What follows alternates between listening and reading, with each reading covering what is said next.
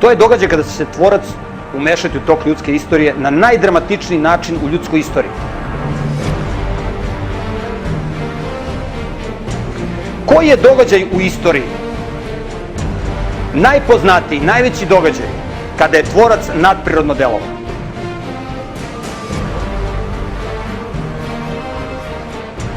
To je izlazak Izraelaca iz Egipta.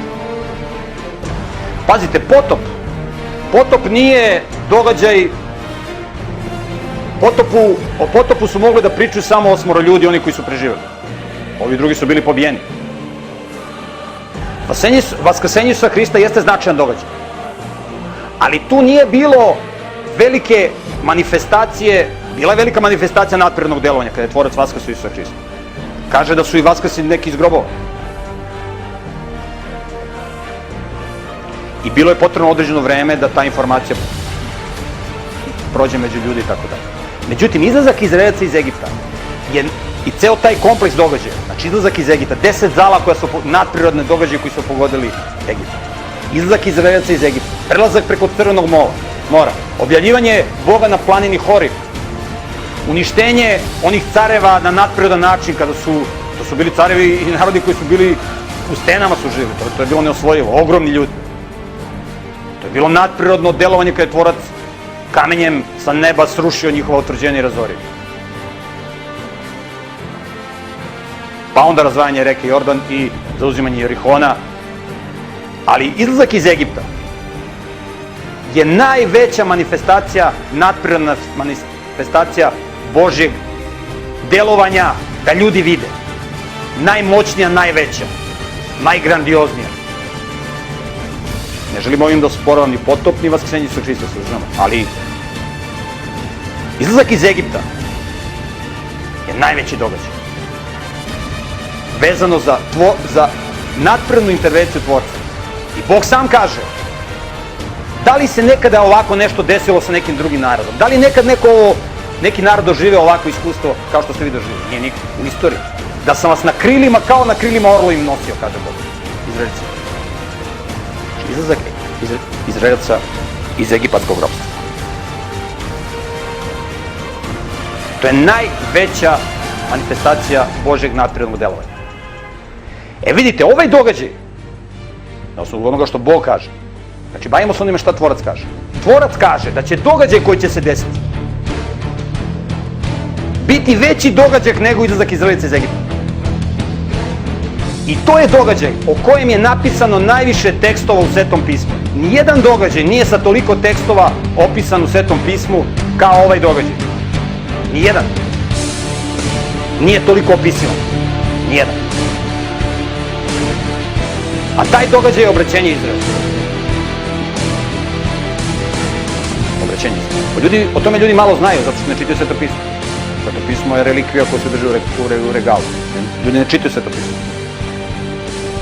Zato ljudi to ne znaju. A oni koji čitaju pismo mogu to da vide da znaju. Pogledat ćemo te tekstove i vidjet ćemo šta tvorac govori o ovom najvećem događaju. To je događaj o kome Isus govori kada kaže propovedat će se ovo evanđelje, ova dobra vest o nebeskom carstvu, o tvorcu. Propovedat će se plan spasenja po celom svetu. I tada će doći kraj, kaže Isus. Biće rat i glada, pomora i tako dalje. I propovedat će se ovo evanđelje. To je obraćenje Izraela, kaže Biblija, koje će biti veće čudo i veća intervencija božanska na planeti Zemlji nego izlazak iz Egipta. Kaže, evo ide dan, kaže Bog. Čitat ćemo te tekste. Kada se više neće govoriti da je blagosloven Gospod koji izveo sinov Izraela iz zemlje Egipata, nego da je blagosloven Gospod koji izveo sinov Izraela iz severne zemlje i okolnih zemalja do ovih Izraela. Ako ovaj događaj ne razumemo i ne vidimo u Bibliji, mi ne možemo da razumemo biblijska proročanstva. Mi ne možemo da razumemo knjigu Danilo otkrivenje, ni druga proročanstva. Ali Danilo otkrivenje su najkontroverznije knjige, se bave posljednjim događajem.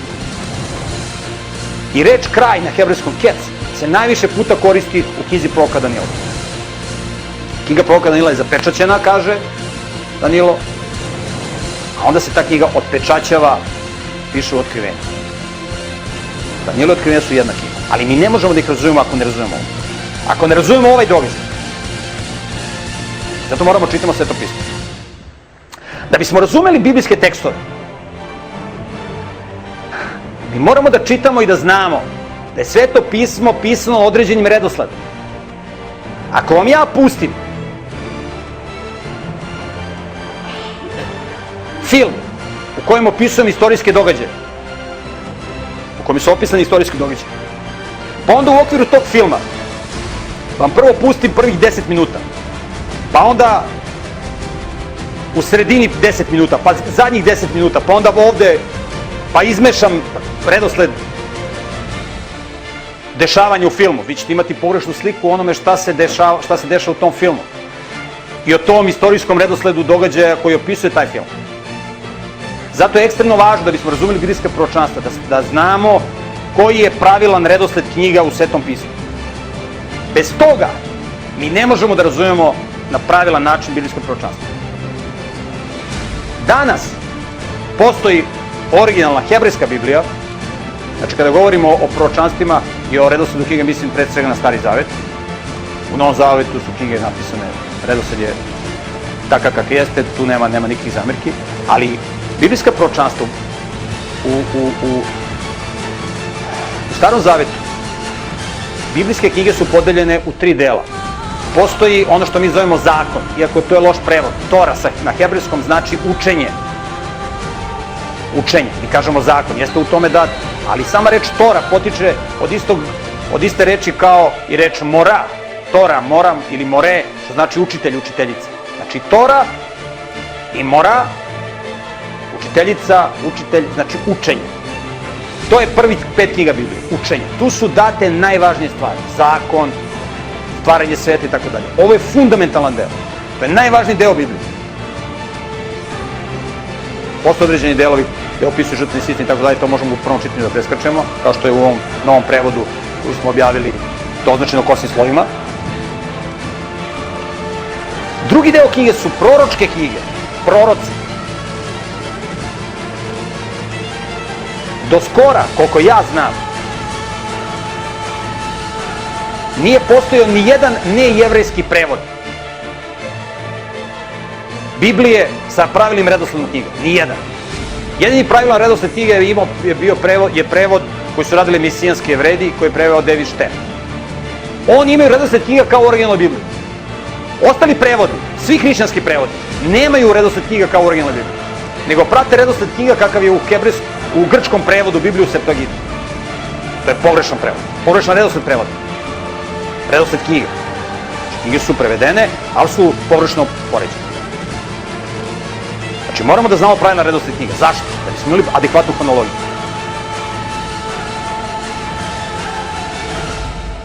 Proročke knjige u Bibliji su knjige, nakon 5. knjige Mojsije je Isus Navin, pa onda ide knjiga o sudijama, pa 1. i 2. Samuilova, pa 1. i 2. Carevima. U grčkom prevodu, Septuaginti, koji prate svi hrišćanski prevodi, ovde je ubačena knjiga o Ruti. Knjiga o Ruti tu nema šta da traži. Knjiga o Ruti ide u 3. deo Biblije, u takozvane ketuvim ili spise. Znači, knjiga o Ruti nema ovde šta da traži. Ona nije hronološki. Hronološki je stvaranje sveta, redosled izlazak Izraelaca iz Egipta, ulazak u obećanu zemlju i šta se dešavalo u obećanoj zemlji. Znači, Isus Navin, sudije, 1. Samuila, 2. Samuila, 1. Carevima, 2. Carevima. Sad, pazite, vi pratite hronologiju vremensku. Šta se dešava? Ovo vam je hronološki sve. Pazite kako se završava 2. knjiga o Carevima. Završava se tako što su Izraelci odvedeni u Vavilonsko ropstvo. Pre toga su, u stvari, ovde su Judejci odvedeni u Vavilonsko ropstvo. Jer šta se desilo nakon što je Solomon umro? Na vlasti došao njegov sin, došlo je do podele u državi, kada je država bila jedinstvena, i formirale su se 2 države. Severno carstvo, takozvani Izrael, i južno carstvo sa sedištem u Jerusalimu, Juda. Znači, 2 odvojene države. Nisu između sebi ratovali čak. Izraelci, država Izrael je pokrivala 10 plemena, a u državi Juda su živjeli Judejci i Venijaminovo pleme. Izraelci su bili gori od ovih Judejaca. Država Izrael je bila gora od države Judeje. I oni su zbog svog bezakonja bili okupirani od strane Asiraca i Asirci su ih rasijali na sve strane sveta. I nikada se oni više nisu vratili. Do danas oni tamo nisu vratili, vratili su se možda neki pojedinci. Celo severno carstvo, Izrael, su naselili, Asirci su naselili paganske narode, ne znam, božačke narode. I doveli su jevrejske sveštenike da ih podučavaju zakonima te zemlje. Jer su se ovi isprepodali, kaže, napadaju nas lavovi, ne znamo mi zakone ove zemlje, treba nam. I tako su nastali ti Samarijani. To su pagani koji su učili od jevrejskih sveštenika jevrejsku religiju. I to je neki miks paganstva i jevrejske religije. To su ti Samarijani. Ali Izrael kao država, zato u Bibliji ćete čitati Izrael i Juda. Bog stalno govori o ta dva naroda, o te dve države. Izrael i Juda u proročkih knjigama. To je vrlo važno. Znači, Izraelci su rasijani. Nikada se više nisu vratili. Jesu pojedinci. Od onda. To je bilo previše od 2500 godina. I to je opisano u ovim knjigama. Međutim, šta se dešava u drugoj carevini, šta je opisano?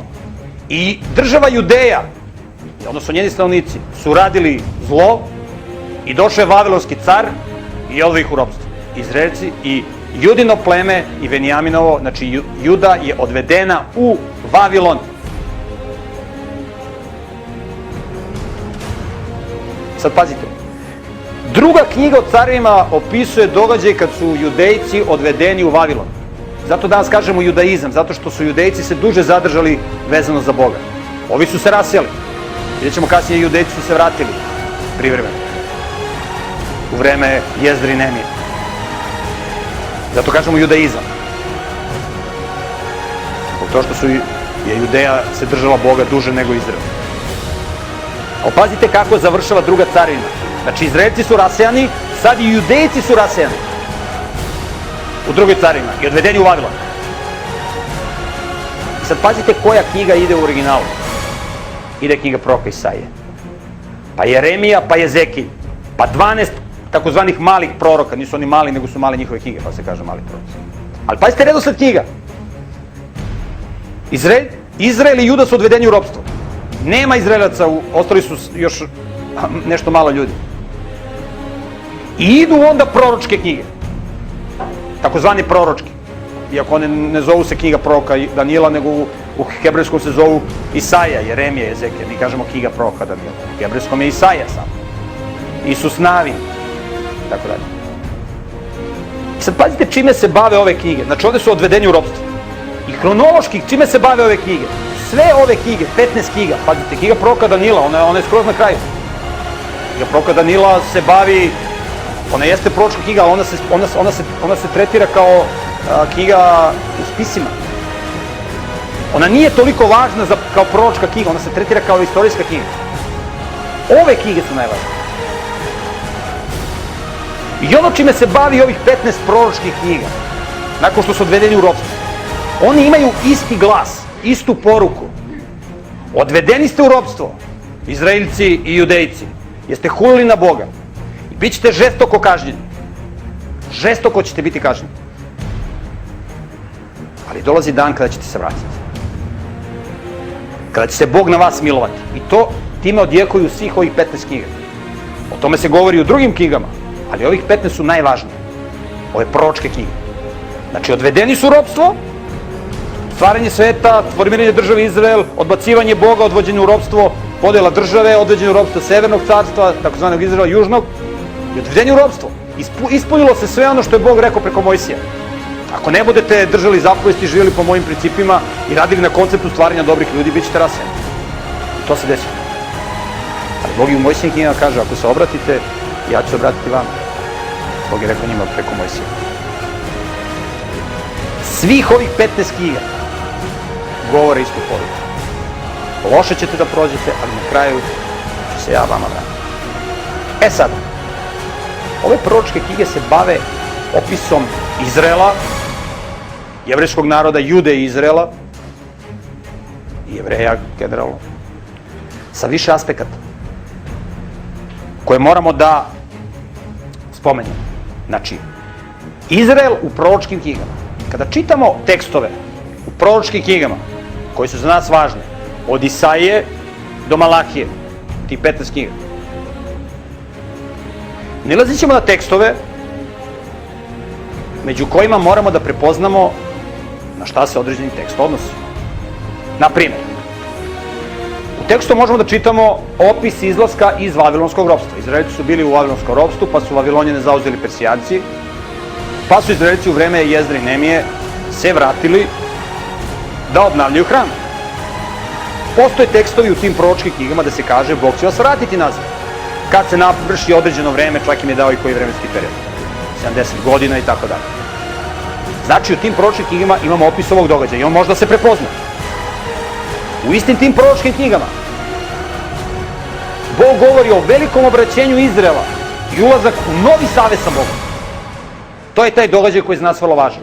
I mi možemo da ga prepoznamo. Možemo da prepoznamo kada Bog o tome govori, najgrandioznijem događaju, najvećoj manifestaciji Božeg naprednog delovanja u ljudskoj istoriji, u odnosu na opis lokalnog povratka Izraelaca iz Vavilona. I to nisu Izraelci, to su samo Judejci se vratili. Se razumemo? Juda i Venijamin. Venijamin je malo pleme. Znači, Judejci su se vratili. I zato imamo tu religiju judaizam, kažem. Takođe, u tim proročkim knjigama možemo da vidimo opise najave Hristovog prvog dolaska. To možemo da prepoznamo. I možemo da vidimo u tim proročkim knjigama opis izbavljenja u vreme Hristovog drugog dolaska. Znači, u tim proročkim knjigama imamo opis i prvog Hristovog dolaska i drugog Hristovog dolaska. Izlazak iz vavilonskog ropstva, lokalno, kad su izašli Judejci, i veliko obraćenje Izraela. Znači, sad ćemo da pogledamo biblijske tekstove i da pokušamo da ih interpretiramo. Ja vas pozivam da razmišljate. Da li ovi tekstovi koje ćemo sad analizirati nedvosmisleno ukazuju ili ne ukazuju na veliko obraćenje Izraela, na veći događaj nego izlazak iz Egipta? Pa da objektivno analiziramo tekstove. I vidjet ćemo zašto je to važno. Zašto je to propovedanje evanđelja, a ne ono što kažu neki hrišćani, evo mi na satelitu imamo televiziju, mi propovedamo evanđelje. Propovedanje evanđelja je dobre vesti od carstva. To je promovisanje koncepta stvaranja dobrih ljudi. Toga danas nema. Današnje verske zajednice su deo robovlastičkog sistema koji je vrlo važan. Znači, verske zajednice su vrlo važne u robovlastičkom sistemu. Zato što one ljudima nude umirivanje savesti da žive u grehu. Znači, oni koji kontrolišu ovaj sistem, medije, političare, oni kontrolišu i verske poglavare. I onda ljudi su podeljeni u razne verske zajednice. I sve te verske zajednice njima umiruju savest. Aha, mi smo prava verska zajednica, evo mi tebi nudimo ovo, ako ti uradiš to i to, ništa se ne brini, sve će biti pod kontrolom, ovo. Ti platiš to i završena priča. To je manje više i ti dolaziš u versku zajednicu i se uljuljkavaš u tu laž. A ovi te samo kuvaju u loncu. Verske zajednice su i zato će sve verske zajednice lako da se ujedine. Jer su svi u istom sistemu, isti igrači ih finansiraju. Nikak problem da se stvori ekumenski pokret, da se svi ujedine. Znači biti neko ko neće teti da se ujedine, to su ovi koji neće da budu u sistemu. To će biti problem. To će biti problem. Znači ovo veliko obraćenje je ekstremno važno. Ekstremno važno. Da li se ono spominje u Bibliji? Vidjet ćemo da je to događaj koji se najviše spominje u Bibliji. Ja nemam vremena da sad citiram sve tekstove. Ja ću citirati puno tekstova, nećete se umoriti, neće ih biti previše, ali bit će ih dovoljno da ostite težinu. A vi pokušajte da razmišljate da li to može da se interpretira na neki drugačiji način. Evo, kaže Bog, zato dolaze dani, govori Gospod, kad se više neće govoriti tako živ bio Gospod koji Izraelo sinove izveo iz egipatske zemlje, umesto toga govorit će se tako živ bio Gospod koji Izraelo sinove izveo iz severne zemlje, iz svih zemalja po kojima ih je raseo. Vratit ću ih u zemlju njihovu koju sam dao njihovim praočevima. To je 2 puta navedeno u proročkim knjigama. Znači više se neće spominjati izlazak iz Egipta, desit će se nešto mnogo veće. Pazite, u Egiptu su svi bili zajedno, da ih je izveo. A pazite, ovde sad treba da ih pokupi sa svih krajeva sveta. Vi sada pitate gde žive Izraelci, gde živi 10 plemena, to se ne zna. Ali Bog kaže, u Mojsijevim knjigama, kaže, ako budeš bio zagnan i na kraj sveta ima da te nađem i da te dovedem. Da li ovo može da se interpretira kao Hristov drugi dolazak. Da je to opis Hristovog drugog dolaska. Bog bude došao da sudi. Ili izlazak iz Vavilonskog ropstva. Kada je izašao Judino samo pleme. Evo ja vas pozivam, razmišljajte. Sljedeći stih. Ima ih puno, ja sam samo izabrao neki. Tog dana Gospod će još jednom pružiti ruku iz Asirije, iz Egipta, iz Patrosa, iz Husa, iz Elama, iz Senara, iz Zemata, iz morskih ostrva, da su udaljene zemlje, da skupi ostatak svog naroda koji bude preostao. Pazite, u Izraelu će biti žestoko i uopšte na planeti zemlji će biti žestoko, ali će Bog ratovati za Izrael. To je njegova zemlja, znate kako se to zove na hebrejskom, to se zove Eretz Kodeš. Eretz Kodeš nije sveta zemlja, kako mnogi to prevode. Nije sveta zemlja. To je zemlja svetinje. Znate šta znači zemlja svetinje? To znači zemlja koja je posvećena za nešto. Druge zemlje nisu posvećene, a ova zemlja je posvećena. U ovoj zemlji moraju da se drže zapovesti koje je Bog dao. U drugim zemljama ne mora. Čitajte u Bibliji. Kaže, ja sam zabranio vama da se klanjate suncu, mesecu, zvezdama i tako dalje. A ovima sam drugima dopustio. Vi ne smete da se klanjate. Ko se bude klanjao zvezdama ide pod mač. Kaj priča? Koncept stvaranja ljudi je najvažnija stvar. Zato uvedeno i obrezanje. Ekstremno važno. Oni koji se bave naukom znaju koliko je obrezanje važno, koliko je taj akt higijene. Žene masovno umiru od raka grlića materice. Masovno. To je drugi najučestaliji rak od žene. Prvi je rak dojke. Ako gledamo matericu, generalno onda je materica na prvom mjestu. A separatno rak grlića materice na drugom mjestu. Kod žena čiji su muževi obrezani nema raka grlića materice, ne postoji. Samo o tome se ne priča. Znači, u Izraelu moraš da budeš obrezan. Ne može da živi u Izraelu onaj koji ne je obrezan. Ne može, kraj priče. To može u drugim državama, tamo ne može. Tamo važe zakoni koje je Bog dao preko Mojsija. I Bog kaže, vi ćete biti carsko sveštenstvo, vi ćete biti videlo drugim narodima. I drugi narodi će reći, kaže Bog, kako je veliki taj narod, kakve zakone dobre imaju. Tako Bog kaže. Znači, vidjet će drugi narodi i reći će, veliki je to narod, kakve zakone imaju. Znači, Izrael je Eretz Kodeš, zemlja svetinje. I zato Bog kaže, ako ne budete živjeli po mojim zakonima, zemlja će izbljuvati stanovnike te zemlje. Izbljuvaće. Znači, to je zemlja koja je posvećena za sve te stvari, kraj priče. Sveštenik, on je posvećen za svetu stvar. Ne može sveštenik da se ponaša, od sveštenika se traže najviši moralni standard. Mislim da je to razumljivo.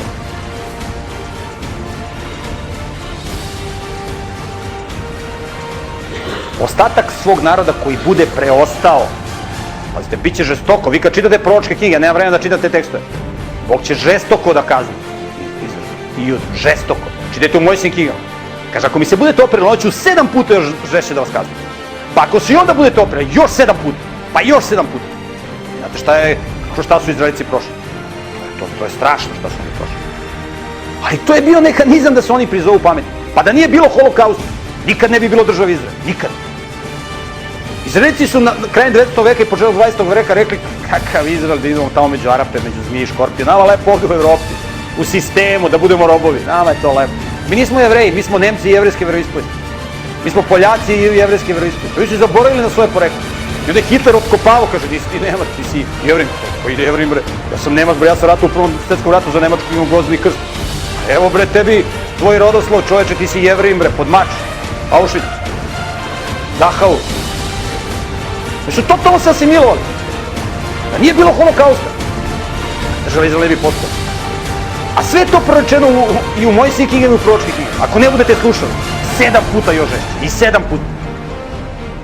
Jer to je način da se sačuva. Znači, Bog mora hiruški da interveniše i da odstrani deo tkiva koji je bolestan. Mora. Jer neće da izađu iz ropstva. Neće, hoće stvore, dođu u centar grada da žive. Prave biznis. Da žive u gradu, da se asimiluju, da budu kod drugi nego znabožački narod. Pa ne može to. Ne može, dobili ste svetlost, ima da budete sveštenstvo. Ne može sveštenik da se ponaša tako. Kraj priče.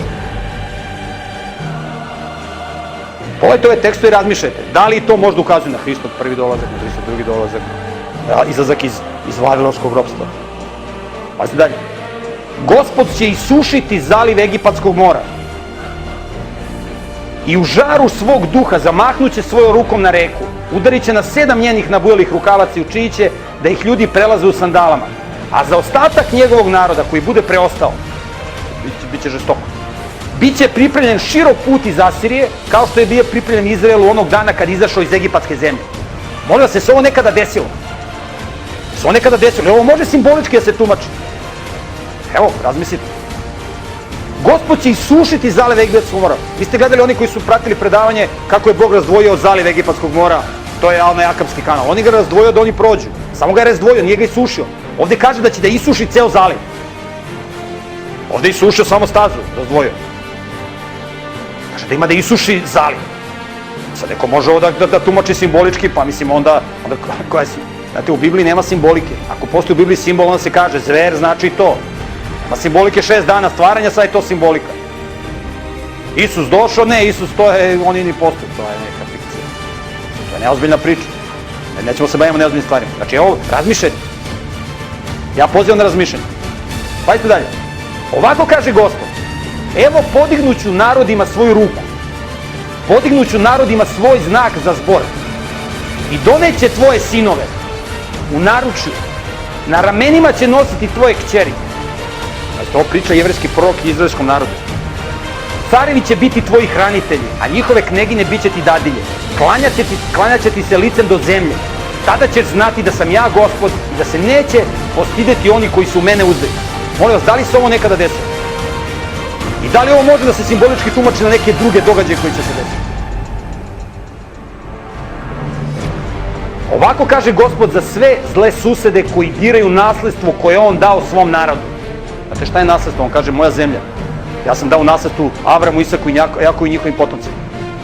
Ovako kaže Gospod za sve zle susede. I danas imate 208 miliona neprijateljski raspoloženih naroda oko Izraela. Ovako kaže Gospod za sve zle susede koji diraju nasledstvo koje on dao svom narodu Izraelu. Iščupaću iz njihove zemlje, iščupaću ih iz njihove zemlje, su Izraelci rasejani po mnogim zemljama, arapskim, a Judin dom iščupaću iz njihove sredine. Znači, Bog će iščupati te narode koji su zle susede, iščupaće ih iz njihove zemlje. A Judin dom će iščupati iz njihove sredine, da ih je raseo. Kad ih iščupam, opet ću im se smilovati i doveću ih nazad, svakoga na njegovo nasledstvo i svakoga na njegovu zemlju. To se ovo nekad desilo. Da razmišljam. Ovako kaže Gospod Izraelov Bog, napiši sebi u knjigu sve reči koje ću ti reći, jer dolaze dani, govori Gospod, kad ću sakupiti svoj zarobljeni narod, Izrael i Judu. Pazite, Izrael i Judu. 10 plemena i ova 2 plemena koje su. Kaže Gospod, i vratiti ih u zemlju koju sam dao njihovim pravočima i oni će opet posjedovati. Je se to nekad desilo? Nije. To se nikad nije desilo. Ne boj se Jakove, slugo moj, govori Gospod, ne plaši se Izraele, jer ću te ja izbaviti iz daleke zemlje i tvoje potomste iz zemlje njihovog zarobljeništva. Vratit će se Jakov, bit će miran i spokojan, nikoga neće plašiti, jer ja sam s tobom, govori Gospod, da te spasem, istrebit ću sve narode po kojima sam te rasejao. Ali tebe neću istrebiti, kaznit ću te koliko treba, neću te ostaviti bez kazne. Znači, Juda će biti kažnjeni, ali će biti vraćeni. Znate koliko ovaki tekst stoji? More. Ovo je najargumentovaniji događaj u Svetoj knjizi. Čujte narodi Gospodnju reč i objavite po dalekim ostrima i recite, onaj koji je raseo Izrael, opet će ga sakupiti i čuvat će ga kao što pastir čuva svoje stado. Jer će Gospod otkupiti Jakova i izbavit će ga iz ruku onoga koji je jači od njega. Oni će doći i klicat će radosno na Sionskoj uzvišici i blistaće zbog Gospodnje dobrote, zbog žita, mladog vina, ulja, jaganjaca i teladi. Njihova će duša biti kao dobro navodnjen vrt. Oni više nikad neće klonuti. Tada će se devojke radovati igrajući i mladići i starci svi zajedno. Njihovu tugu pretvorit ću radost, utešić ću i razveselit ću ih da ne tuguju, govori Gospod. Znači, bit će tuga. Desit će se žestoke stvari. Znači, Holokaust nije kraj priče. Morat će se desiti još mnoge žestoke stvari. Bog će morati još malo da deruje hiruški, izgleda. Definitivno. I mislim, vi kad odete u Izrael, postoje problemi. Imate s jedne strane sekularnu vlast, koja ima patriotski naboj, definitivno. To je sekularna vlast, koja hoće da bude kao drugi narod. Koja se dodvorava drugi narod. A sa druge strane imate fanatike religiozne. A Bog kaže u Bibliji da će on odseći Izraelu glavu i rep. Glava je starešina i ugledan čovjek, a rep je prorok koji uči laž. oni koji zavode Izrael, ti loši pastiri o kojima Bog govori u Svetom pismu, oni će morati da budu odsečeni. Kaže, koji preostanu. I vidite šta se sprema. Sve arapske zemlje koje su u prijateljskim zemljama sa Izraelom, dok ja sad ovo govorim, su u revoluciji. Dolaze najžešći antisemiti, oni koji mrze Izrael, dolaze na vlast i preuzimaju vlast. I spremaju se žestoke stvari. Izrael će morati da se dovede u red.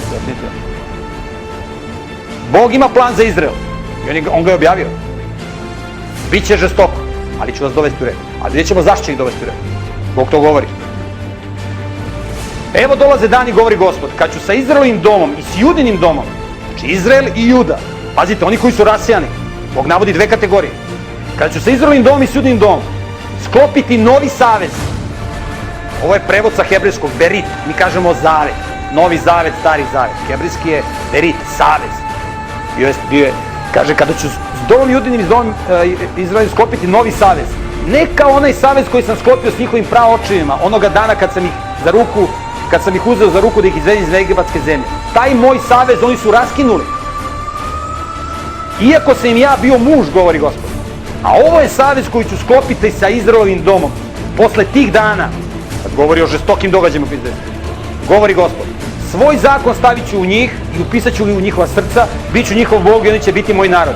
Neće više prijatelj prijatelja učiti, niti brat brata govoreći, upoznajte Gospoda.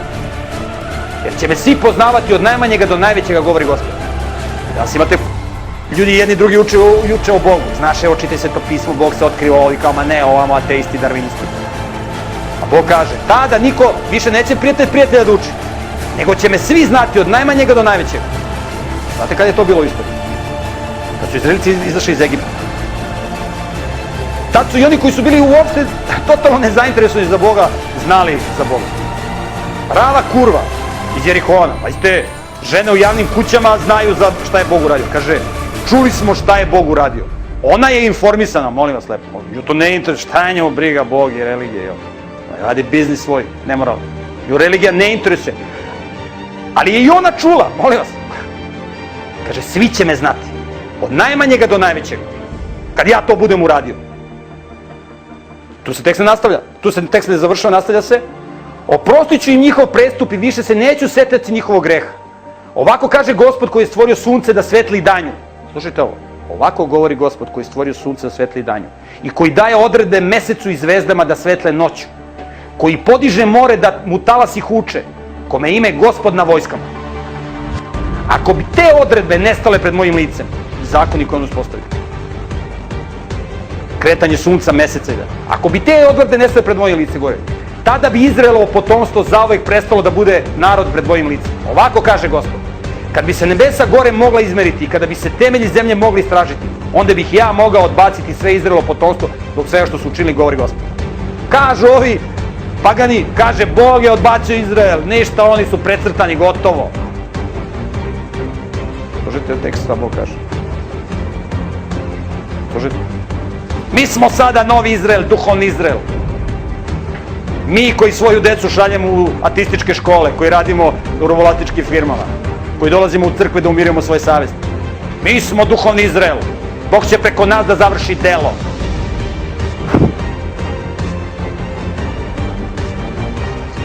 Ako se ne opamete, zaista će loše da završi. Oni su duhovni Izrael. Znate ko je hrišćanski Bog? Savremeno hrišćan. Znate ko je hrišćanski Bog? Onaj kome oni služe. To je Soton.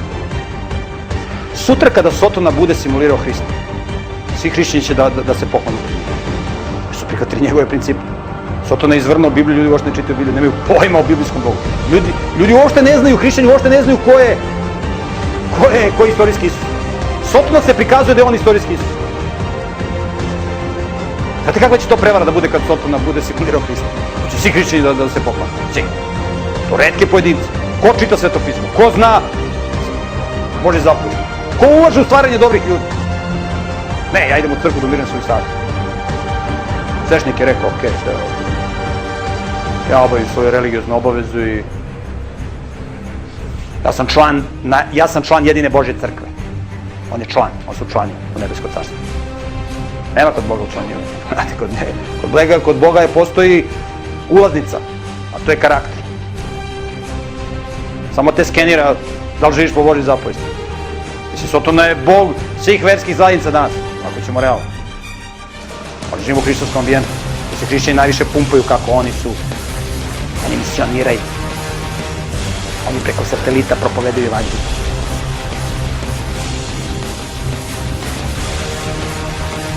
A kući ne smiju da pisnu od svojih žena i od svoje dece. Deca ih maltretiraju, psuju im majku i ovo. Pa naravno da psuju majku kad deca idu u ove debilane, i tamo se uče da budu satanisti.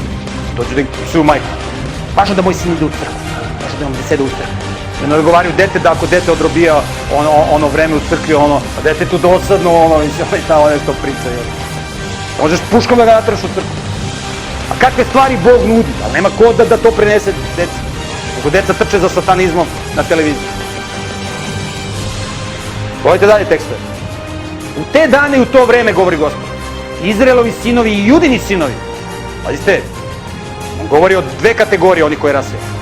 Doći će zajedno, ići će plačući i tražit će Gospoda svog Boga, pitaće za put za Sion, tamo će pogled uprljati, govorit će, dođite, sklopimo s Gospodom trajni savez koji se neće zaboraviti. Te dane i u to vreme, govori Gospod, tražit će se Izraelov prestup, ali ga neće biti. Judini gresi, ali se neće naći, jer će oprostiti onima koje budemo ostavili. Kad se ovo desilo, molim? Je ovo Hristo drugi dolazi? Govori se o obraćenju, ne govori se. Znate, u Bibliji imate tekstove, dolazi veliki strašni gran gospodnji, kada će Bog da zatre, kada će da izgazi kao u kaci gneva. To je Hristo drugi dolazi. Ovo nije opis Hristo drugi dolazi. Kada se govori o obraćenju Izraela. Apostol Pavle isto o tome govori, čidete u 11. povelju Rimljanima poslanici. Nemojte da se vi uzoholjavate, saznali ste o Bogu i sad ste vi se sad uzoholili. Vi ste divlja maslina, oni su pitama maslina Izraeli. Sad imaju slepilo, ali dolazi dan kada će se obratiti. Kada će ceo Izrael da se obrati, kaže apostol Pavle, u 11. povelju Rimljanima poslanici.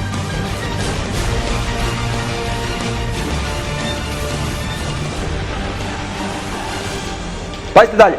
Ovako kaže Gospod, kad skupim Izraelov dom iz naroda po kojima su rasejani, pokazat ću svoju svetost među njima pred očima drugih naroda. Znači, zašto Bog deluje na Izrael da ih izbavi? Da drugi narodi vide. Oni će živjeti u svojoj zemlji koju sam dao svom sluzi Jakovu. Živeće u njoj spokojno, gradit će kuće i sadit će vinograde. Živeće spokojno kad izvršim presudu nad svima unaokolo koji ih preziru. Pazite kako će Bog da se obračunava sa jevrejskim neprijateljima. Tada će znati da sam ja Gospod, njihov Bog. Kada će znati oni? Kada Bog bude delovao. I zato je Bog Jahve ili Jehova, a ne koji se meša u ljudski život. To nije neki tamo koji se ne interesuje, nego se meša, on izvlači svoj narod iz ropstva. Vidjet ćemo kakav odnos ima i prema drugim narodima. Ovo je narod koji je izabran za sveštenike. Ali Bog voli i drugi narod. Pazite dalje. Sine čoveči, Izraelov dom je živeo u svojoj zemlji i onečistio ju je svojim ponašanjem, svojim delima. Njihovo je ponašanje predano poput nečistoće u vreme mesečnog ciklusa. Izlio sam na njih gnev svoj zbog krvi koju su prolili na tu zemlju, koju su onečistili svojim odvratnim idolima. Oterao sam ih među narode, pa su se raseli po zemljama. Sudio sam im prema njihovom ponašanju i prema njihovim delima. Narodi među koje su došli, skrnavili su moje sveto ime govoreći za njih. To je Gospodnji narod, a morao je izaći iz njihove zemlje. A ja sam se sažalio, kaže Bog, na svoje sveto ime, koje je Izraelov dom skrnavio među narodima u koje su došli. Pazite šta kažu u pagani. To je Gospodnji narod. Gde je taj njihov Bog? To je Gospodnji narod, a mora je otići iz njegove zemlje. To je Božji narod, a morali su da izađu. Pa kakvi ste vi Božji narod kad morate da izađete? Gde je taj vaš Bog? Vaš Bog je vas odbacio. Vaš Bog je Soton, oni kažu. Naš Bog je Isus Hristos. Naš Bog je Isus Hristos. Mi smo hrišćani. Mi smo sledbenici Isusa iz Nazareta. A vaš Bog je Soton. Možemo o tome da razmišljamo čiji je Bog i Soton. Pazite dalje šta kaže, tu nije kraj teksta. Zato reci Izraelovom domu, ovako kaže Gospod. Pazite ove reči, ovo je ekstremno važno. Zašto Bog njih izbavlja iz ropstva? Ne činim to radi vas, dome Izraelov, nego radi svog svetog imena, kaže Bog, koje ste oskrnavili među narodima u koje ste otišli. Posvetit ću svoje veliko ime koje je oskrnjeno među narodima, jer ste ga oskrnavili među njima. Tada će narodi znati, pazite ovo zašto se Bog meša. Kada je Bog izveo Izraelice iz Egipta, svi su narodi znali. Tada će narodi znati da sam ja Gospod, govori Gospod, kad pred njihovim očima pokažem svoju svetost među vama. Izvešću vas iz svih naroda, skupit ću vas iz svih zemalja i dovešću vas u vašu zemlju. Poškropit ću vas čistom vodom i bit ćete čisti, očistit ću vas od svih vaših nečistoća i od svih vaših odvratnih idola. Daću vam novo srce i u vas ću nov duh staviti. Živećete u zemlju koju sam dao vašim praočevima. Se ovo nekada desilo, molim vas. I bit ćete moj narod, a ja ću biti vaš Bog. Dozvaću žito i umnožit ću ga, neću na vas pustiti glad. Umnožit ću plod na drveću i rod na njivama, da zbog gladi više ne podnosite sramotu među narodima. Tada ćete se setiti svojih zlih puteva i svojih dela koja nisu bila dobra i bit ćete sami sebi odvratni zbog svih prestupa i zbog svih svojih gadosti. Znajte da to ne činim radi vas, govori Gospod. Onog dana kad vas očistim od svih vaših prestupa, naselit ću gradove, a ruševine će biti obnovljene. Obrađivat će se opustela zemlja koja je pusta ležala pred očima svih prolaznika. I tek završava ovim stihom. Ljudi će govoriti, pazite ovo, ta zemlja je bila pusta. Možete danas dojete u Izrael, to je pustinja. Oni to navodnjavaju, pošumljavaju, ali to je pustinja. Ne može da se pošumi tek tako. To je pošumljen samo jedan mali deo. Pazite šta će ljudi govoriti. Ta zemlja je bila pusta. Kogod je bio u Izraelu reći, kako je ovo pustinja, šta je ovo? Ceo Izrael se snabdeva vodom iz Galilejskog jezera. Pustinja. To dojete, vidite kakva pustinja. To, takvu pustinju niste videli. Gde ljudi žive, ali oni su sposobni, oni u pustinji proizvode hranu. Vidite kako proizvode hranu. Oni su broj 1 u poljoprivredi i u proizvodnji hrane u svetu, u pustinji. A pazite šta kaže. Šta Bog kaže. Ljudi će govoriti, ta zemlja je bila pustina, a sada je popun Edenskog vrta. Gradovi koji su bili pusti, opustošeni i razoreni, sada su utvrđeni i naseljeni. Bog će od Izraela napravi Edenski vrt. Tada će preživeli iz okolnih naroda znati da sam ja, Gospod, izgradio ono što je bilo porušeno i zasadio ono što je bilo pusto. Ovako kaže Gospod. Izraelov dom tražit će od mene da ih umnožim, da ih bude poput velikog stada i ja ću to za njih učiniti. Kao stado svetih ljudi, kao stado u Jerusalimu u vreme praznika, tako će se gradovi koji su bili pusti napuniti stadom ljudi, tada će znati da sam ja Gospod. Bog će od Izraela napravi Edenski vrt. A pazite, znate šta je bilo u Edenskom vrtu? To će da se desi sada u budućnosti. Imate u Bibliji tekst. Pazite ovo. Bog će da vrati vreme Adama i Eve, molim. Vidite vi to. Tako kaže biblijski tekst, pazite. Neće tamo više biti odojčete koje bi živjelo svega nekoliko dana, niti stare osobe koja ne bi proživjela sve svoje godine.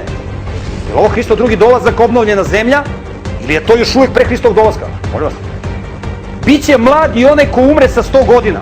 Molim vas, kad Hristos dođe, nema smrti. Pazite, biće mlad i onaj ko umre sa 100 godina. A grešnik će biti proklet čak i ako bude imao 100 godina. Pre nego što me prizovu, ja ću im se odazvati, dok još budu govorili, ja ću ih uslišiti.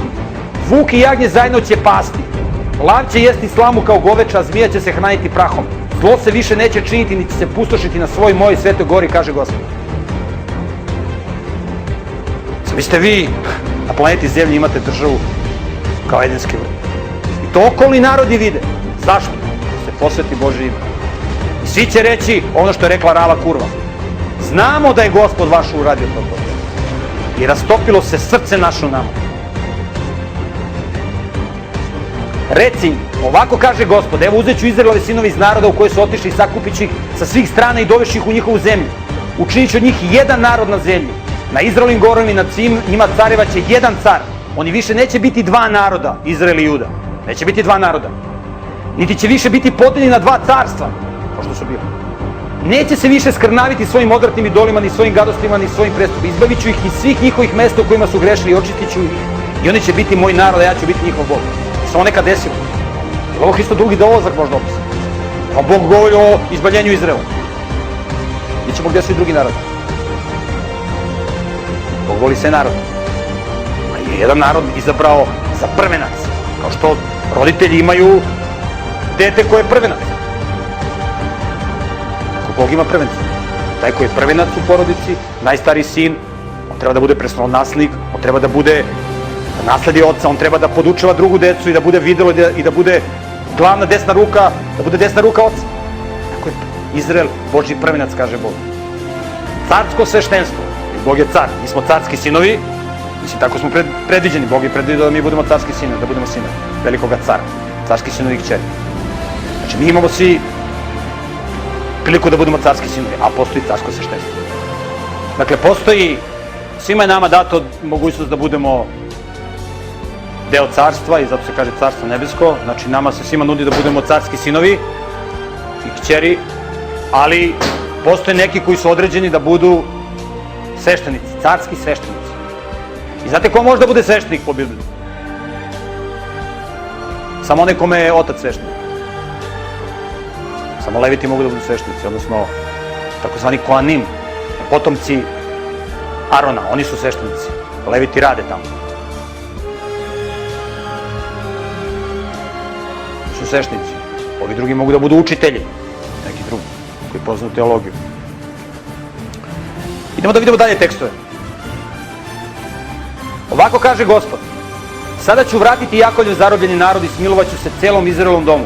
Revnovaću za svoje sveto ime.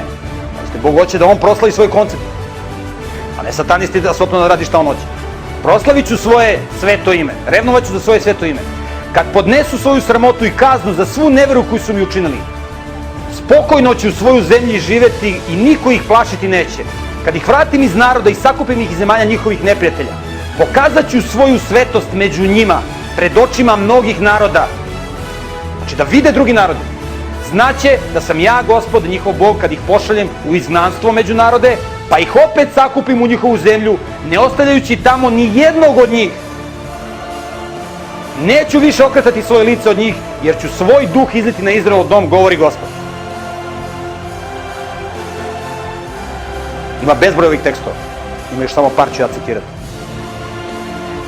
Ali je bitno da čujete puno tekstova. Da ih ne bude previše, da se ne umorite, ali da bude dovoljno. A ja vas pozivam da čitate Sveto pismo. Da čitate proročke knjige. Od Isaija, Jeremija, Jezekilj i 12 malih proroka. To je redosled. Prevod koji smo mi objavili na savremenom jeziku, modernom, našem, razumljivom, ima redosled knjiga kao u originalnoj Bibliji. Znači, postoji prevod, pored prevoda mesijanskih Jevreda, postoji prevod koji ima redosled knjiga kako treba. Evo, to je ovaj prevod na našem jeziku. Ni da se hvalim sa što smo mi to objavili, ali imamo. Ko nema ovaj prevod može da čita na internetu da vidi koji je redosled knjiga u originalnoj Bibliji, da čita tim redosledom. Pazite dalje šta Bog kaže. Izraelovih sinova biće kao peska morskog koji ne može ni da se izmeri ni da se izbroji. Pazite, ovo su proročke knjige. Nakon odlaska Izraelaca u ropstvo Vavilonsko i nakon rasejanja od strane Asiraca po celom svetu, koji se još nisu vratili. I na mestu gde im je nekad rečeno, vi niste moj narod, reći će im se, vi ste sinovi živog Boga, skupit će se Judini sinovi i Izraelovi sinovi. Pa isto ovo je toliko doslovno. I ujedinit će se i postavit će sebi jednog poglavara. Ujedinit će se Juda i Izrael. Molim vas, kad se to desilo? Kad se to desilo? Je li ovo Hristov dolazak? Je li ovo kraj sveta? Nije. Ovo je opis velikog čuda koje će Bog da učini. Da se proslavi Božje ime. Revnovaću za svoje ime, kaže Bog. To je propovedanje evanđelja. Šta je evanđelje? Radosna vest. Nije evanđelje brbljanje prazne teologije. Bog je ljubav i taj Bog ljubav o kome oni pričaju to. Znate šta je ljubav po Bibliji? Ahava na hebrejskom. Ahava na hebrejskom ili ljubav znači briga o onome što nam je povereno na dar od Boga. Znači briga. To je ljubav. Kako ja volim svoje dete? Tako što brinem o njemu. Da li ja brinem o mom detetu kad ga pošljem u debilanu? Ne brinem. Samo da ga se ratosiljam. Idi tamo u školu, tamo. Se obrazuješ, ideš u školu. Da li ja brinem o svom detetu, molim vas? Da li ja brinem o svom detetu kad mu dajem novac da kupuje čokoladice i onaj junk food i da se čuje? Ja ne brinem. Pa ne mogu, to svi daju, pa ne mogu ja. Da li ja brinem o mojoj ženi ako je ugađam, ako ona ima neke fiks ideje, pa ja, ili prijatelju ako njene fiks ideje ispunjam mojim prijateljima. Ajmo u štetu, ajmo tamo, ajmo vamo, ajmo... Da li ja brinem o njima? Ne brinem. Da li ja njih volim? Ja ih ne volim. Zašto? Zato što ne brinem o njima. Da ja brinem o njima, ja bih rekao, ljudi, nemojte to da radite. Ja ne mogu tome da učestvujem. To je briga. Ako ne mogu da ih sprečim, bar mogu da utičem na njihov savez da u tome ne učestvujem. Da ne budem deo te priče. Ljubav je briga o onome što nam je povereno na dar. Da li mi volimo sebe? Pogledajte kako čuvamo svoje zdravlje. Onaj ko puši, on ne može da kaže sebe da voli sebe. On ne voli sebe, može da priča šta god hoće, ali on sebe ne voli.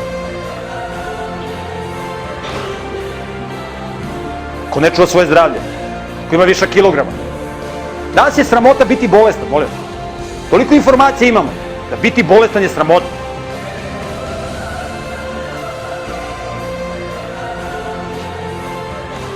To je način kako se promoviše Bog, zdravim načinom života.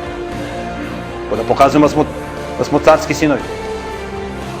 Slušajte ovo, jer će Izraelovi sinovi mnogo dana živeti bez cara, bez kneza, bez žrtve, bez obrednog stuba, bez svešničkog efoda i bez kućnih idola.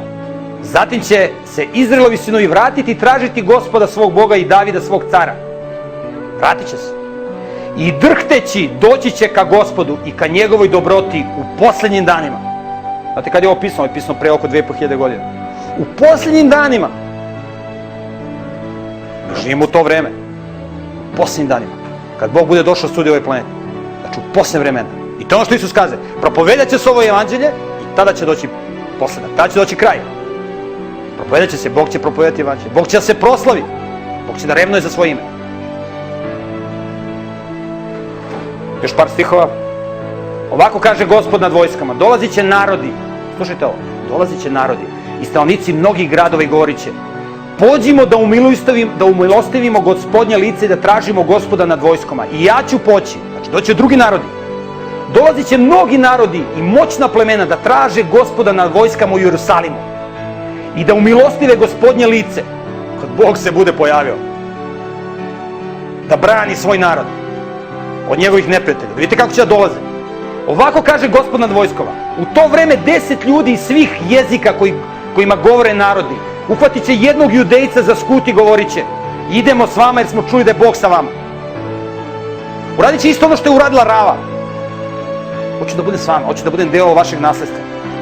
Jer možete da umilostivite, da mi se zakunete, da ćete da mi poštedite život.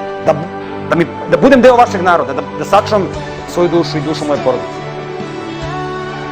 Idemo s vama jer čujemo da je s vama Bog. Je se ovo nekada desilo, molim vas?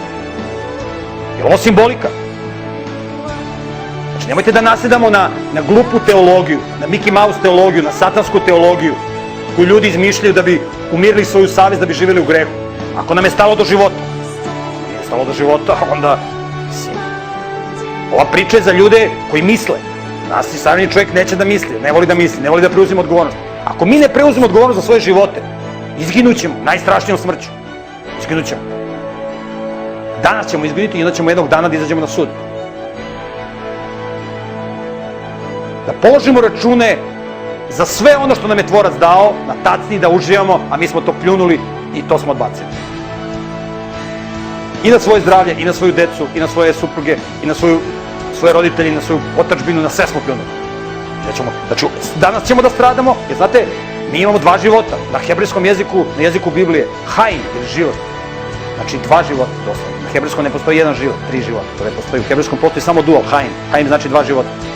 Idemo ovaj život, znači ako ne prihvatimo, danas ćemo da stradamo i jednog dana izlazimo pred Boga. Kako kaže Pavle, strašno je upasti u ruke Bogu živom. A imamo drugu opciju, da danas kvalitetno živimo, jednog dana kada Bog dođe da samo nastavimo taj kvalitetan život.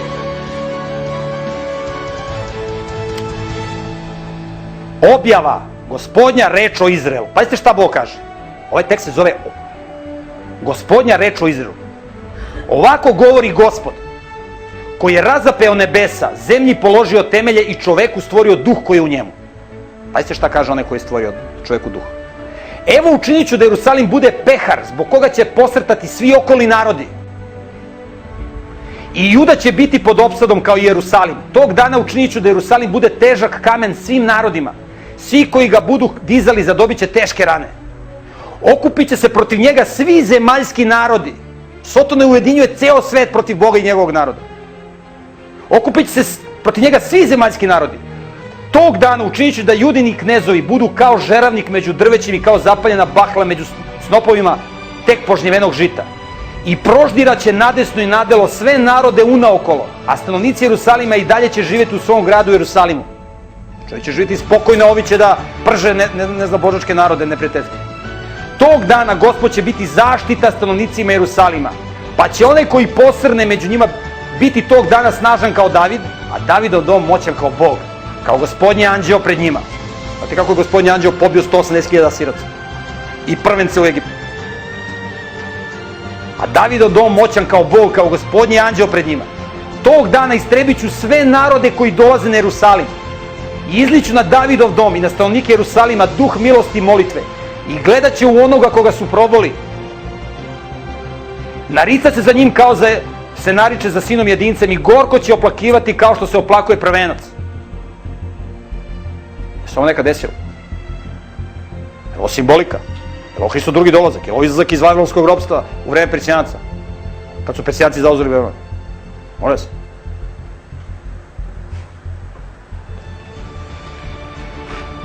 Kogod ostane od svih naroda koji dođu na Jerusalim, ko preživi, dođu oni da ratuju protiv Boga, samoubici. Kogod ostane od svih naroda koji dođu na Jerusalim, dolazit će svake godine da se pokloni caru, Gospodu nad vojskama i da slavi praznik Senica. A ako neko od naroda na zemlju ne dođe u Jerusalim da se pokloni caru, Gospodu nad vojskama, na njega kiša neće pasti. Gde ćemo u biblijskim pročinama govoriti o velikim sušama koje će Bog da pusti. Neće ljudi imati šta da jedu. Dolazi glad strašno. Praznik Senice. Molim vas, ko praznuje Senice? Biblijski praznici koje je Bog dao, koji ukazuju na plan spasenja, ko to praznuje? Ljudi praznuju danas paganske praznike koji su hristijanizirali.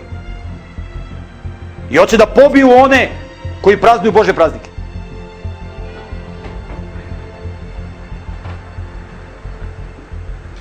Najznačajniji događaj koji se desio u prošlosti, izlazak iz egipatskog ropstva. Pre toga najznačajniji događaj, stvaranje sveta. Svaki od ta dva značajna događaja, stvaranje sveta, je obeleženo praznikom. Izlazak iz egipatskog ropstva je obeležen praznikom, da se nikada ne zaboravi najveće čudo koje je Bog učinio u istoriji. Najveće mešanje kad je Bog izbavio svoj narod. To je ekstremno važno da znamo da Bog izbavlja svoj narod. One koji žive po njegovoj zapovesti. Znate zbog čega je bilo prvo ubistvo na planeti Zemlji?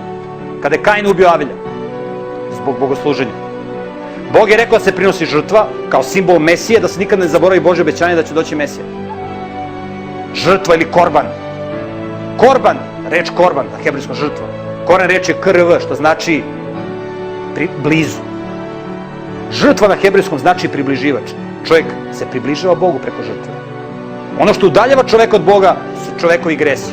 Čovjek stavlja ruke na glavu životinje, ispoveda grehe, kaje se, gresi simbolički prilaze na životinju, na Mesiju budućeg. To je proročanstvo koje je Bog dao. Kolje se životinja, spaljuje se i gresi se čisti. Čovjek se približava Bogu preko približivača, na hebrejskom korban. Na našem jeziku to ne znači ništa žrtva, na hebrejskom znači. I Avel je prineo žrtvu i Bog je blagoslovio. A Kain je prineo jabuke, kruške, voće i Boga nije blagoslovio. I ovaj je vidio da ga ovoga Bog blagosilja, a ovog ne blagosilja. I ovaj skočio da ubije brata. To imate i danas. Izraelci kogoda su zastranili, Jevreji, oni šta god uzmu da rade najbolji su. Najbolji su. Šta god uzmu da rade najbolji. Naravno i kad počnu da rade loše stvari, u tome su.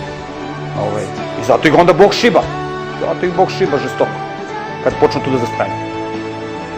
Znate šta kažu antisemiti? Evo ovi neki antisemiti ovde. Kažu oni ovako. Kaže, kad Jevrin dođe u selo od 1000 stanovnika, za godinu dana celo selo duguje pare tom Jevrinu. Kaže, ovo Jevreje treba sve pobiti. Kaže, dođe u selo i za godinu dana, dođe jedan Jevrin u selo i za godinu dana svi mu duguju pare. Kaže, treba ga ubiti. Pa čekaj malo, pa zar nije logično da dođeš kod tog čovjeka i kažeš, jeli kako ti to radiš taj posao, možda mene da naučiš, pa ja da znam da budem trgovac dobar, da budem dobar lekar, da budem dobar inženjer, i Jevreji šta god uzmu da radi najbolji su, kao što sam. Najbolji stručnjaci, najbolji naučnici, svemu su najbolji. I štetu kad pravi, onda mogu da budu među najbolji, da ih Bog onda šiba. Ali čovek zna da radi biznis. Dobar trgovac, dobar lekar. Daj da naučimo od njega, ne da ga ubijemo. Ne, treba ih pobiti. Zato što je paganska ideologija i filozofija da je drugi kriv za moje stradanje. Ja ništa nisam kriv. Ja nisam kriv što imam rak pluća, ja nisam kriv zbog ovoga, ja nisam kriv zbog onoga, nego su drugi krivi. I to su krivi oni koji su najbolji, zato što sam ljubomoran na njih.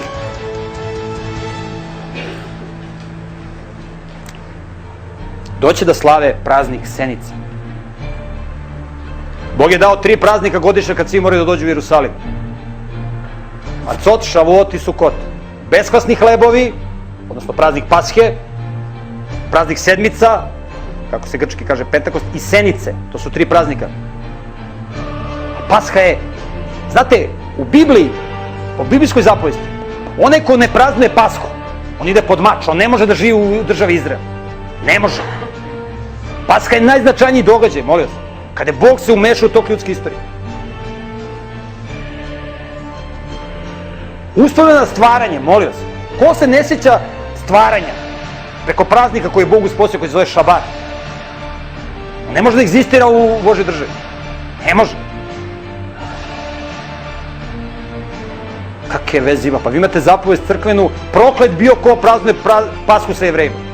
Proklet bio ko praznuje Pashu prema Svetom pismu, molim.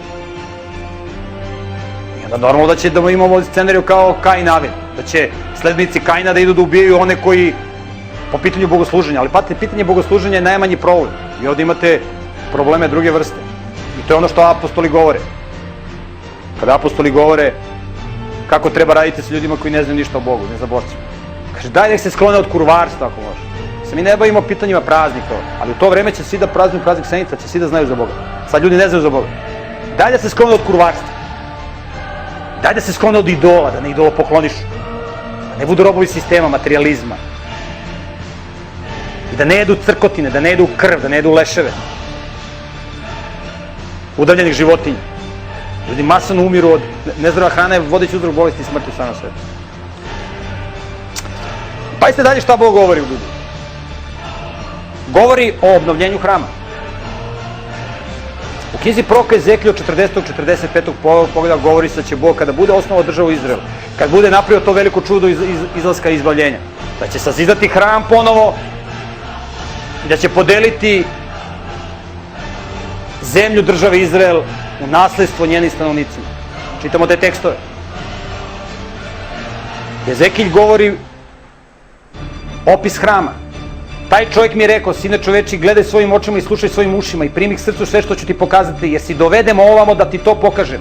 Objavi Izraelovom domu sve što vidiš. I gle, video sam dom sa svih strana okružen zidom, a čovjek je u ruci imao mernu trsku dugu 6 lakata. Zatim je odveo u hram i izmerio polustubove. Imate opis hrama, imate dimenzije hrama koji će se zida. Oni su bili široki 6 lakata s jedne strane i 6 lakata s druge strane, to je bila širina polustubova. Zatim je ušao unutra, izmerio polustubove na ulazu i bili su 2 lakata, ulaz je bio širok 6 lakata, polustubove, izmerio je prostoru ispred hrama i bila je 20 lakata dugačka i 20 lakata široka. Zatim je rekao, to je svetinja nad svetinjama.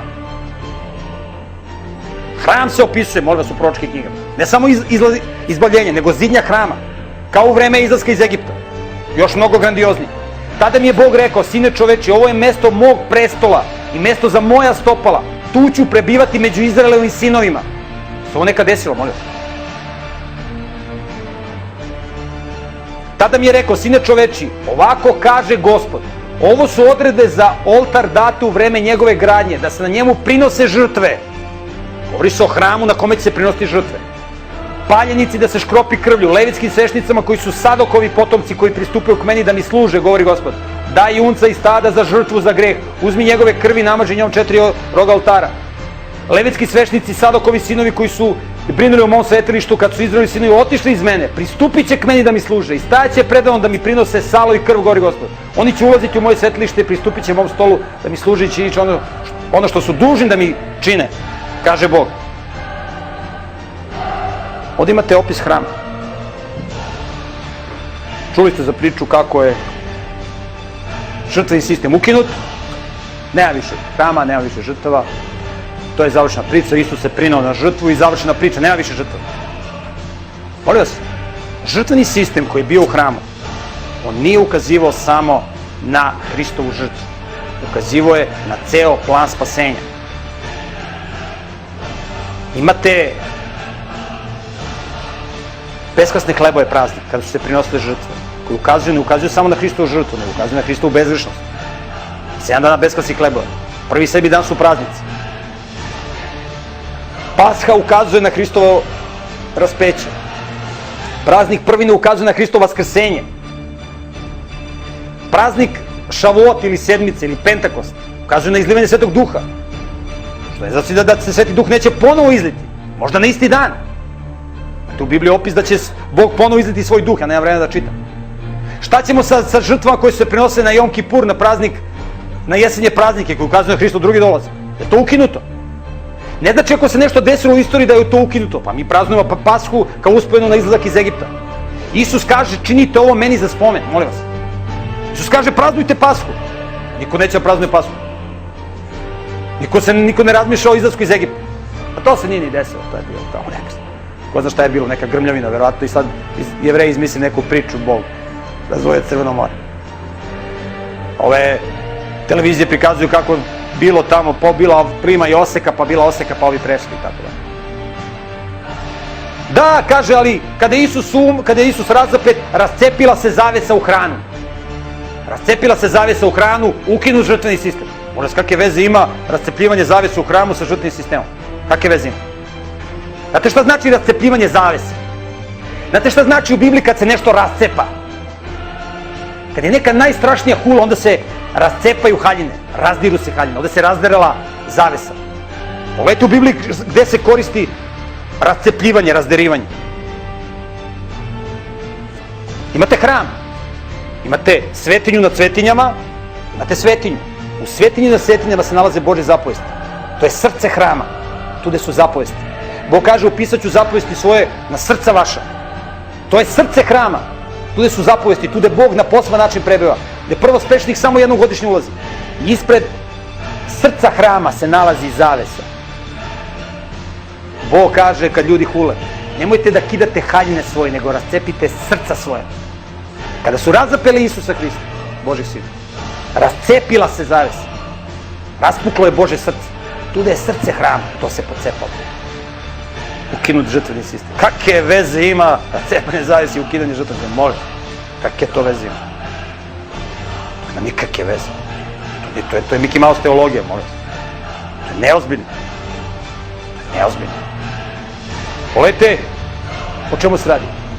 Plan spasenja. Ceo plan spasenja se nalazi u žrtvenom sistemu. Ljudi uopšte ne razumiju žrtveni sistem, ni ga čitaju. Pa ne čitaju ga kad ne znaju ni hebrejski. Biblija je pisana na hebrejskom jeziku. Bog je pričao sa Adamom i Evom na hebrejskom jeziku. Možda se taj jezik nije zvao hebrejski, ali to je bio hebrejski jezik. To je lešona kodeš, jezik svetinje.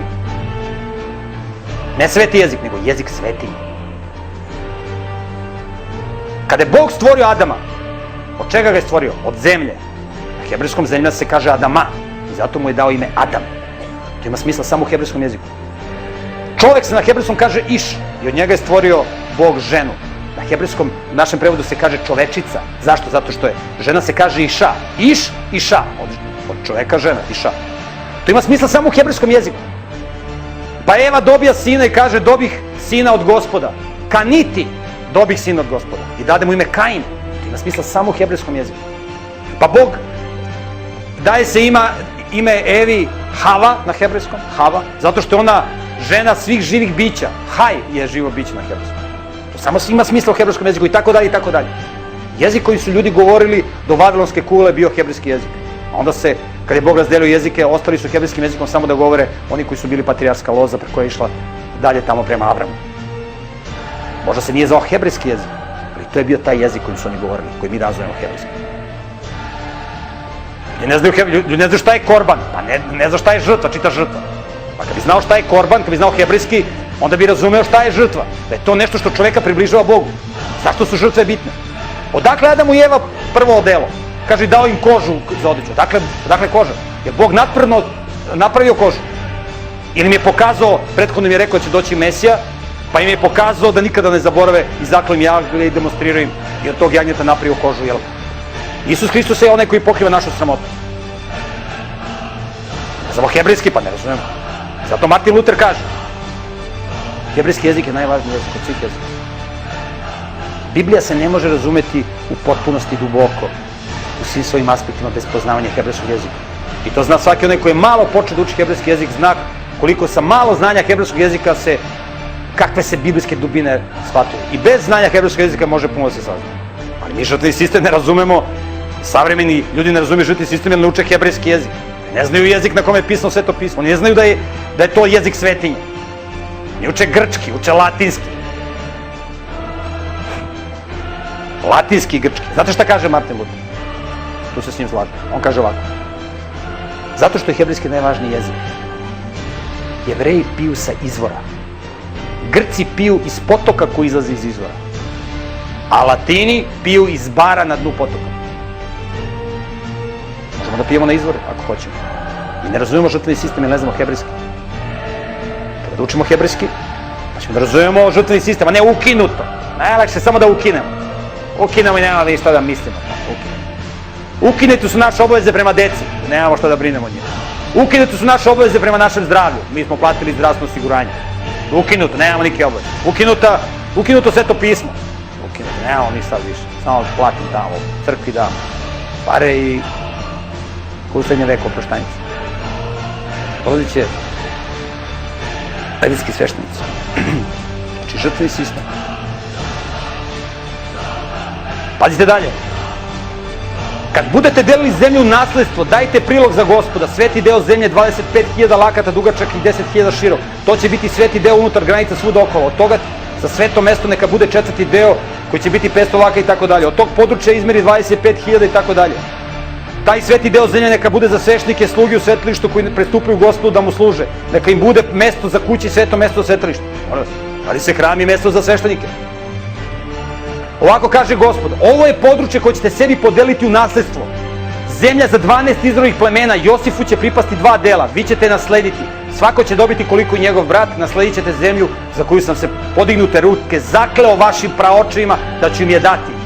Ta zemlja će vam pripasti u nasledstvo. Ovo je granica zemlje na severnoj strani. Granica ide, pa nabraja.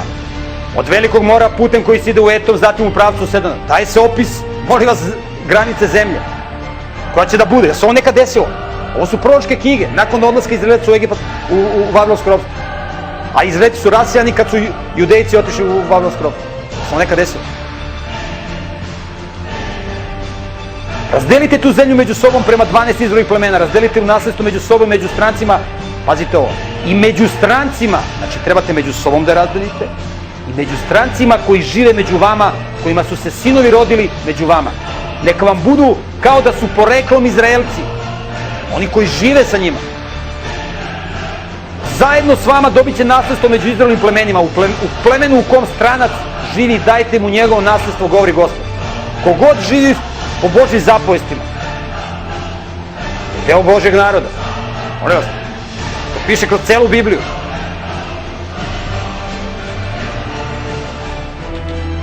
A ovo su imene granice plemena. Jedan deo pripašće Danu, pretedat će se od kraja severa duž puta koji vodi u Etlog. Imate opis dokle će koje pleme da dobije koju zemlju. Molim vas, se to nekad desilo? Je li ovo simbolika? Pazite sad ovo. Ovo se odnosi na nejevreje. Znači, nema diskriminacije. Pazite kod Boga. Nema. Stranac ili tuđinac u ovom prevodu. Nejevrej. Neko ko je stranac. Neka tuđinac koji je stao uz Gospoda ne kaže sigurno će me Gospod odvojiti od svog naroda. Tuđince koji su stali uz Gospoda da mu služe, da vole Gospodnje ime i da mu budu sluge, sve koji drže šabat i ne skrnave ga i koji se drže mog saveza, dovešću na svoju svetu goru i razveselit ću ih u svom domu molitve. Njihove žrtve paljenice i druge žrtve bit će mi ugodne na mom oltaru. Moj dom zvaće se dom molitve za sve narode. Ovako govori Gospod koji skuplja rasene Izraelce. Skupit ću k njima i druge pored onih koji su već skupljeni. Bog ne pravi diskriminaciju, ali je najveću odgovornost dao Izraelcima. Dao im je najveću svetlost i od njih najviše traži. To je ono što Isus kaže. Kome više dato, od njega će se više tražiti.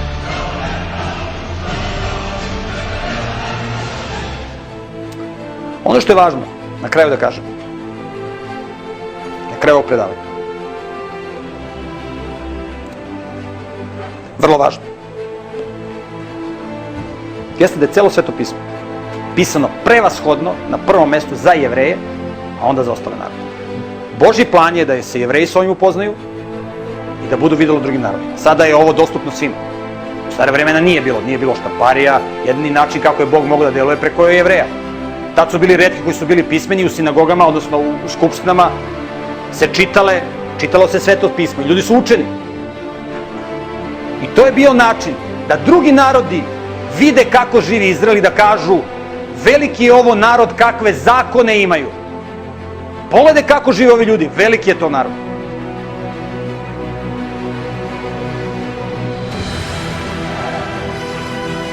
Novi Zavet. Kad Isus došao, šta on kaže? Ja sam došao izgubljenim ocima sinova Izraeljevi. Ja sam došao među Izraelci. Zlaborci, ne Jevreji, ne mogu da razumiju Isusovu poruku. Ne razumeju. Jer ne čitaju Sveto pismo, ovo nije njihova knjiga. Jevrejski Bog nije njihov Bog, oni ne razumeju. Oni ne razumeju biblijska proročanstva. Ali Izraelci su bili toliko pasivni, tadašnji Jevreji, da su neki pagani čitali svete spise i zaključili, razumete, i došli da se poklone Isusu. Znači, bilo je moguće da i drugi saznaju. Kada su prevladali lideri tadašnjeg Izraela koji su sarađivali sa okupatorom, sa Rimljanima, kada su oni prevladali, bez obzira što ih je bilo možda manje, vrlo verovatno ih je bilo manje, ali su bili jači, imali su podršku okupatora, oni su nadvladali Isove sledbenike i narod je stao pod pritiscima i tako dalje, zbog greha i tako dalje, protiv tog koncepta i biblijski koncept evanđelja, odnosno dobra vest o Carstvu nebeskom, se je krenula da se širi na drugi način. Znači, ne preko Izraela, koji će da bude videlo drugim narodima, nego se po celom svetu. Idite i propovedite evanđelje po celom svetu. Dobru vest kaže Bog. U početku to nije bio plan. Plan je bio, Bog je došao, Isus je došao da se oni obrate i da Bog napravi jaku državu koja će da bude videlo kao što je trebalo da bude u vreme Isusa Navina i tako dalje. Znači, primenja se plan B. Ko su bili sledbenici Isusa Hrista? Nisu Jevreji. Jedno su oni mogli da razumiju ono što Isus pričao. Kaže, Isus je govorio aramejski. Odakle to da Isus govorio na aramejskom? Kad Isus razapis na njegove glave je pisalo na hebrejskom, na grčkom i na latinskom, jevrejski car. Nikakav aramejski, kakav aramejski. Isus je pričao hebrejskim jezikom. Kaže, hebrejski jezik je izumro nepoznat. Hebrejski jezik je bio korišćen u to vreme. Hebrejski jezik je bio korišćen. Novi Zavet je pisan na hebrejskom jeziku. On je pisan za Jevreje i pisan je Jevrejima. Pisan je na hebrejskom jeziku. Novi Zavet. Mi to danas znamo za evanđelje po Mateju. Ko su bile crkve kojima apostoli pišu? Kaže crkve. To je grčki prevod. To bile nikad crkve, to su bile skupštine. Čitat ćemo o tome. To su bile jevrejske sinagoge, molim se. Jevrejske skupštine koje su prihvatili Isusa za Mesiju i koje su otvorile svoja vrata i za nejevreje. To su bile jevrejske skupštine. To nisu bile nikakve nove crkve. Skupili se neznabošci, saznali za Isusa i osnivaju crkvu. U početku to tako nije bilo. To su bile jevrejske sinagoge. Koristio se hebrejski jezik, molim vas. Evo, pogledat ćemo istorijske dokumente, arheološke, koji potvrđuju da su Jevreji govorili hebrejskim jezikom u vreme Isusa Hrista. Nikakav aramejski, grčki, šta ja znam. Su koristili grčki za biznis. Ali od uvek se u sinagogama, u skupštinama se koristio hebrejski, čitali su se spisi na hebrejskom. Šta ćemo da čitamo? Kada je bio ustanak Bar Kohbe, 135. godine, evo deo teksta pisma koje je pisao Bar Kohba. Tu možemo da čitamo od Šimona ben Kohbe, Ješuji ben Galgoulu, mir vama. Na hebrejskom jeziku, piše na hebrejskom jeziku, kakav aramejski. Pogledajte koji se novac koristio u prvom veku.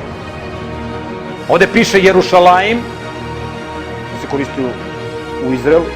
Ovde piše Šema, na hebrejskom. Koristio se novac sa jevrejskim oznakama. Kumranski spisi, biblioteka čuvena koja je pronađena. Spisi datiraju iz 2. veka pre Hrista do 70. godine nakon Hrista. To je period kada Isus bio na zemlji, 1. vek. 90% tekstova u toj biblioteci je pisano na hebrejskom. Nisu to samo bili biblijski spisi, to su bili mnogi drugi spisi, razni spisi. 90% je pisano na hebrejskom.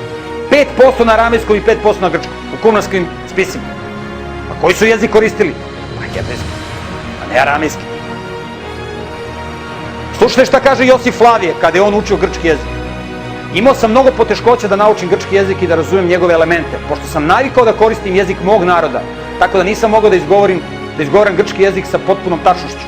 Naš narod ne ohrabruje ljude da uče jezike drugih naroda, kaže Josif Flavije. Naš narod ne ohrabruje ljude da uče jezike drugih naroda. Oni insistiraju na hebrejskom jeziku. Molim vas. I to je i dan danas u svetu, gde god postoji jevrejska opština, uči se hebrejski jezik, to je ekstremno važno. Osnovna škola gde se uči hebrejski jezik. Hebrejski jezik je osnove. Kad odete u Ameriku ili negde u svetu, deca drugih naroda koji su se tamo rodili ne znaju svoj maternji jezik. Ali Jevreji svaki uči hebrejski jezik u školi. Jer roditelj ga tera da uči hebrejski, ili znaju hebrejski. Gde je Pavle išao da propoveda? Hajde da čitamo. Kad su došli u Salaminu, počeli su da objavljuju Božju reč u judejskim sinagogama. Dela apostolska. Kad se skup u sinagogi razišao, na drugom mestu, mnogi judejci i bogobojazni poželi su, pazite, mnogi judejci i bogobojazni prozeliti, kad se skup u sinagogi razišao, otišli su u drugu sinagogu. Mnogi judejci i bogobojazni prozeliti, to su oni koji prelaze u jevrejsku veru, prihvatili su Isusa, pošli su za Pavlom i Varnavom. Otvorila su se vrata sinagoga, skupštine, za nejevreje. U Ikoni su Pavle i Varnave zajedno ušli u judejsku sinagogu i govorili na takav način da je veoma mnogo i judejaca i Grha prihvatilo Božju nauku. To su bila mesta gde je Pavle propoveda, u jevrejskim sinagogama, u skupštinama. I on jevrejskim skupštinama i šalje poslanice pisma, nisu to nikakve crkve. To su skupštine jevrejske, to su sinagoge, koje su otvorila vrata za nejevreje. Prošli su kroz Amfifolj i Apoloniju i stigli u Solun gde je bila judejska sinagoga. Po svom običaju Pavle je ušao k njima, 3 šabata razgovaraju s njima na temelju pisama. Čim je pala noć, braća su poslala Pavla i Silu u Veriju. Kad su tamo stigli, otišli su u judejsku sinagogu.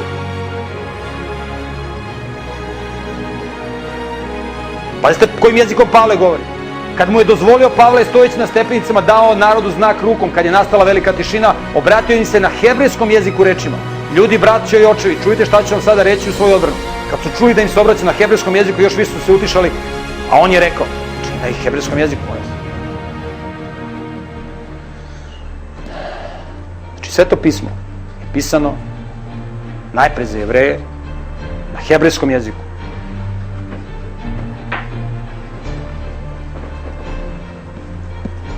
Oni koji neće da čitaju Sveto pismo, oni to ne mogu ni da razumeju. Dakle, najveći događaj u budućnosti, bez koga ne možemo da razumemo Danilo otkrivenja, je veliko obraćenje Izraela. Mnogi Izraelici ne čitaju Bibliju, ali Biblija je njima kao tradicija. Njima je sve ovo je sve njima blisko, oni sve ovo razumeju. Svuda u Izraelu gde žive Jevreji, njima je Tanah ili Stari Zavet obavezan predmet. I njima su stvari iz Biblije bliske, oni to razumeju. Drugi narodi ne čitaju Sveto pismo i ne razumeju šta će Bog da radi, kako će da radi. Oni se kuvaju u tom loncu o kome sam govorio u prošlom predavanju. Ali Bog je zainteresovan za sve narode. On sve ljude na ovoj planeti zemlji voli. I svima je napisao pismo i svi možemo da čitamo. Pismo je prevedeno na sve jezike sveta. Znači možemo da budemo deo Božeg naroda, možemo da budemo carski sinovi i kćeri ako hoćemo. Ali događaj koji je najvažniji u istoriji, koji je pred nama, kada će Bog svoje ime da proslavi, to je obraćenje Izraela, o kome ječi cela Biblija, događaj koji je najviše opisan u Svetom pismu. I u svetlu tog događaja možemo da razumemo Danilo otkrivenje. Bez toga mi ne možemo da razumemo Danilo otkrivenje. Mi ne možemo da razumemo šta znači tamo da će da ukine žrtvu svagdašnju, da će da uspostavi gnusovu pustošnju. Mi ne možemo da razumemo Šta dva svedoka, kako oni tamo, da će neznaborci da gaze sveti grad, kakav sveti grad, šta? Ne možemo ako ne razumemo ovo. Ne možemo.